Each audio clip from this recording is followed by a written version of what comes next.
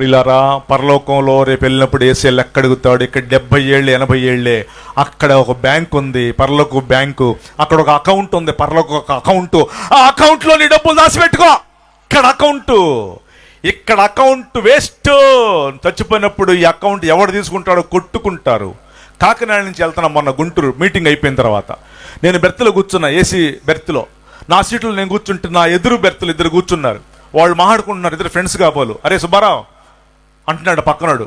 అరే సుబ్బారావు బాగున్నామంటారా, మనం ఇప్పుడు గుంటూరు వెళ్తున్నాం కదరా. అరే నీకు తెలిసిందంటారా సుబ్బారావు, మొన్న మన కాకినాడలో మన వెంకటేశ్వరరావు గారు చచ్చిపోయాడే. వెంకటేశ్వరరావు గారు చచ్చిపోయినప్పుడు వాళ్ళ అబ్బాయి ఏం చేశాడు తెలుసంటారా? ఏం చేశాడో సుబ్బారావు?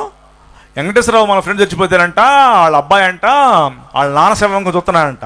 వాళ్ళ నాన్న శవం చూస్తూ వాళ్ళ నాన్న చేతికి బంగారపు ఉంగరం ఉందంట. ఎవరు ఇటు చూస్తున్నారా, ఇటు చూసి లాగుతున్నాడంట ఉంగరం. మా నాన్న ఉంగరమే కదా అని శవానికి ఉన్న ఉంగరాన్ని అటు ఇటు చూశాడు, లాగుతున్నాడు. రాట్లా.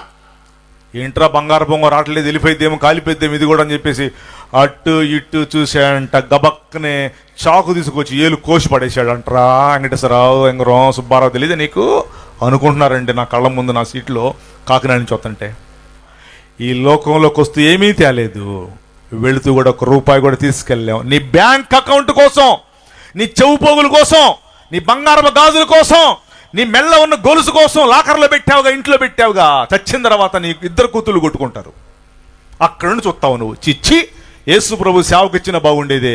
ఈ దరిద్రులు నా గొలుసు కోసం కొట్టుకుంటున్నారు, నా కోసం కాదు అని అక్కడికి వెళ్ళి అనుకుంటావు చెల్లెమ్మ. అమ్మమ్మ ఆడకి వెళ్ళి అనుకుంటావు అమ్మమ్మ. కాబట్టి నీ ప్రయాణం ఎలా సాగాలంటే యేసు వంక చూస్తూ సాగాలి. యేసు వంక చూస్తూ సాగినప్పుడు నీ జీవితము పరలోక బ్యాంకులో డబ్బులు కూర్చుకోబెట్టుకో. ప్రైజ్ ది లార్డ్ చెప్పండి అందరూ. హల్లెలూయా. తల్ల ఉంచుదాం, కళ్ళు మూసుకుందాం. సాయంత్రం ఎక్కువసేపు మాట్లాడదాం. సాయంత్రం మీ భర్తలు మీ కొడుకులను పట్టరండి అమ్మా, వారికి వాక్యం చెప్దామమ్మా. మీరు చెప్పలేరమ్మా, మీరు ఇళ్లలో చెప్పలేరమ్మా, మేము చెప్తాం, తీసుకురండి అమ్మా సాయంత్రం వాళ్ళని. సాయంత్రం పట్టరా అక్కాయ్ నీ భర్తని. అమ్మా సాయంత్రం మీ హస్బెండ్ని మీ భర్తను పట్టరా అమ్మమ్మ, మేము చెప్తాం అమ్మా వాళ్ళకి. నువ్వు ఎడిదికి చెప్పలేవు కదా ఇంట్లో, మేము చెప్తాం, సాయంత్రం పట్టరా. ఈ మధ్యాహ్నం పెందలగడ ముగించాను, మీరు తొందరగా వెళ్తారని, సాయంత్రం తొందరగా వస్తారని. ఎలా ఉంది నీ ప్రయాణము? ఎలా ఉంది నీ ప్రయాణము? 12 విశ్వాసమును కర్తయుగాను కొనసాగించువాడిని యేసు వైపు చూస్తూ మధ్యాహ్నం మీ ప్రయాణం సాగునుగాక.